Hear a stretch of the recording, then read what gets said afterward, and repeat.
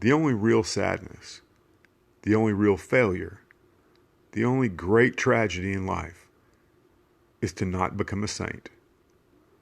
Leon Bloy. The Bible is not just a beautiful book to be kept on a shelf. It is the word of life to be sown, a gift that the risen Jesus asks us to accept in order to have life in his name. Pope Francis.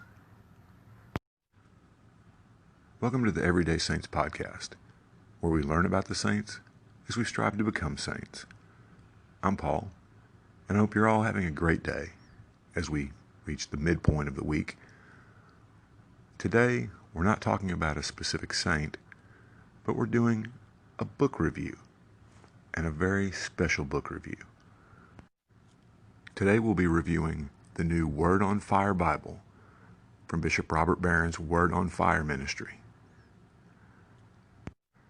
And I can tell you at the outset that it's a Bible unlike any I've ever seen.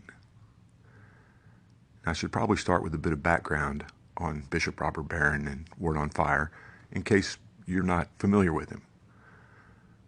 He's currently the Auxiliary Bishop of Los Angeles and has spent most of his life extolling the beauty of Catholicism through the well-known Catholicism film series, the Pivotal Players series, and his Word on Fire podcast and YouTube channel.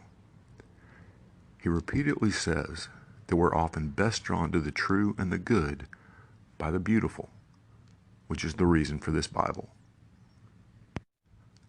Now, I should also say that this volume is the first in a planned series of 5 or 6, and not the entire Bible. Volume 1 is only the 4 Gospels.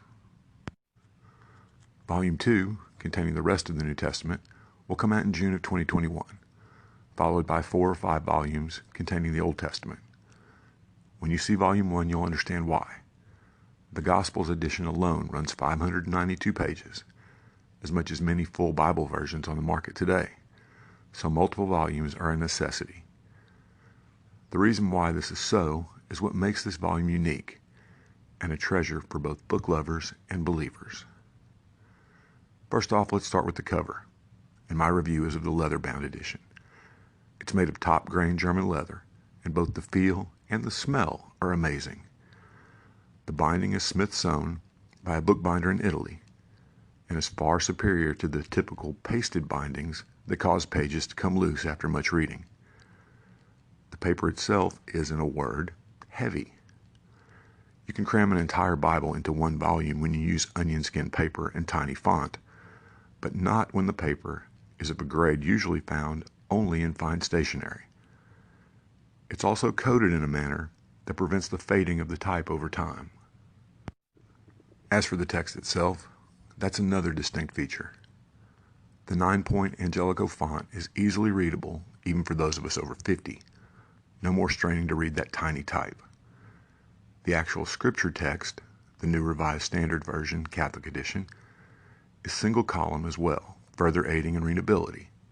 And the commentary, both by Bishop Barron and figures from throughout church history, is above, below, or on a facing page in the same readable font, rather than in minuscule footnotes. And then there's the artwork. There are 41 high-resolution reproductions of famous works of Christian art throughout this Bible, all with commentary linking them to the passage that inspired the artist, from Michelangelo to Raphael to Caravaggio. Bishop Barron said on his podcast that he never understood why, when we reach a certain age, our books stop having pictures in them. And I completely agree. Now, as much as it's an object of beauty, this Bible is meant to be read, and read slowly and thoughtfully. No prizes for getting through it as fast as you can. It is purposely designed for people who have little or no knowledge of the Bible, as well as for lifelong Christians. So if you long for a truly beautiful, handcrafted edition of the Bible, get the Word on Fire Bible. Just Google Word on Fire Bible or go to www.wordonfire.org/Bible. It's a work of art in itself. And remember what St. Jerome said, ignorance of Scripture is ignorance of Christ. Have a great day, and we'll see you next time.